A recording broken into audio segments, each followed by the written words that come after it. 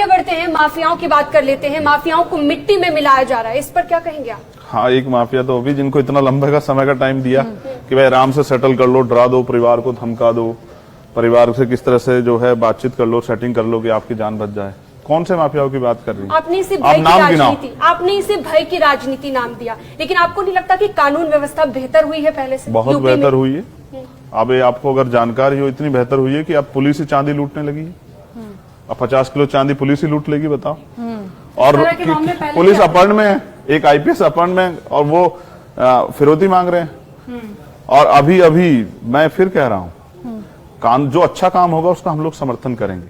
अच्छा, लेकिन अगर उसके नाम पे अपने विरोधियों को, विपक्ष के लोगों को डराना, धमकाना, उन पर मकान बुलडोजर चलाना, अगर इसको आप कानून व्यवस्था कहते हैं तो मैं इस लेकिन धर्मांतरण और लव जिहाद के मामले भी तो बढ़ते जा रहे हैं। अब बात अगर यहाँ पर मामलों की हो रही है तो इस पर आपका क्या सोचना है? गलत है। अगर कोई किसी बैड इंटेंशन से किसी का धर्मांतरण कराए, धर्मांतरण तो बिल्कुल गलत है, मैं इसका समर्थन नहीं करता।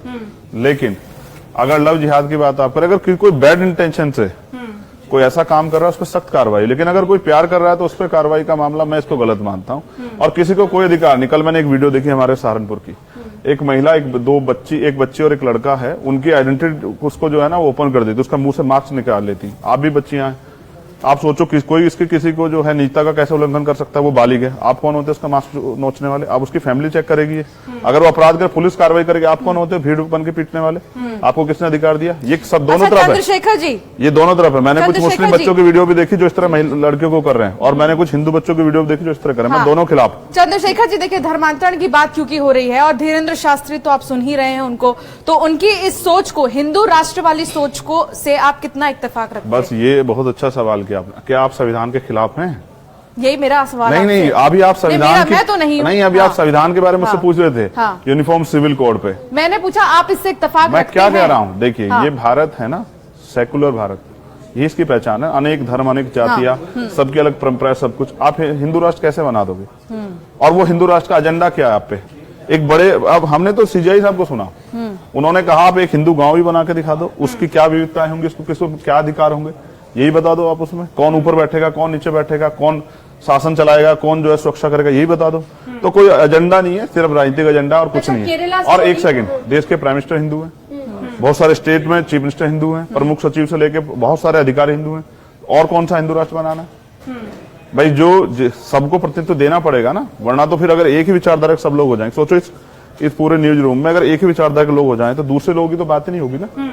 आप खुले मंच पर अपनी बात रख रहे हैं और उसके बाद में आप कह रहे हैं कि अधिकार नहीं है। अच्छा, आप इसको भी छीन लेना चाहते हो? नहीं, छीन लेना चाहते नहीं है, आपको अधिकार दिया। देखिए नहीं, ये किसने दिया है? धीरेन्द्र शास्त्री को भी अधिकार है। बिल्कुल अधिकार है, देश के कॉन्स्टिट्यूशन के खिलाफ बोलने का उनको अधिकार है, लेकिन उन पर कार्रवाई का अधिकार भी पुलिस को होना चाहिए।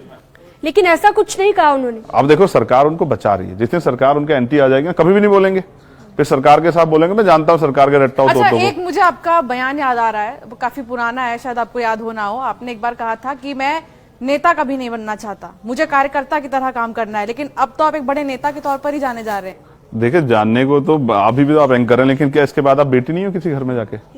किसी घर की बहू भी हो सकती हो, किसी की चाची, किसी की बुआ भी हो सकती हो, किसी भाभी भी हो सकती है। अच्छा नेता के नाम से जाना नहीं, मैं फिर कह रहा हूँ, देखिए हमारी जो मूवमेंट है, हम जो काम कर रहे हैं जिस उद्देश्य के लिए, वो राजनीति उसका एक सिंगल पार्ट है।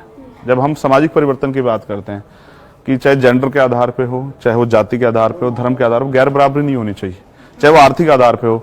तो जिस मूवमेंट की हम बात करते हैं गैर बराबरी के खिलाफ, वो मूवमेंट में हम कार्यकर्ता बन के अच्छा काम कर सकते हैं। नेता तो यहाँ बहुत है, और नेता होता है, नेता जनता को देता नहीं है। आप खुद को नेता नहीं मानते? हाँ, मैं कार्यकर्ता हूँ, तभी तो आपके बीच में खड़ा हूँ। अच्छा, केरला नेता होता तो आपसे पहले पूछता कि भाई खड़े होकर बात करनी है, बैठ के बात करनी है। मैं तो एक सामान्य कार्यकर्ता हूँ, आपकी तरह खड़ा नहीं हूँ। देखो।